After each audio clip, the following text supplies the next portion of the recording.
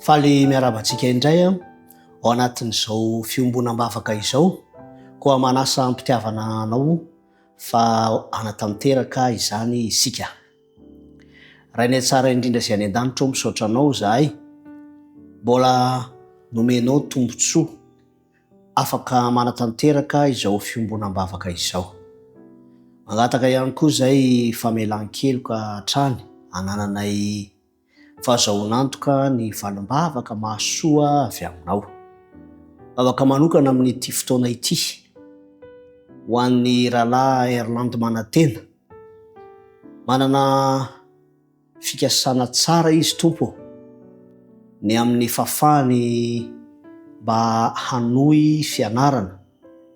Ny fafamanao rehetra ny amin'izany dia ankinina aminao ahafahany manohana izany faniriana hanohy fianarana izany. Da io manokana ihany koa ny asa fitoriana izay tanterahany, satria miara-miasa aminao izy ahatsapa ny fanatrehanao hatrany izy tompo amin'izany fiara-miasa aminao zany, koa atao mahita ny famindraponao zany mpanomponao izany, ahafahany mahatsapa ihany koa fa tsy mahafoy ary tsy mahasaraka azy ianao. Tonoina ny vavaka amin'ny anaran'i Jesoa Kristy. Amen.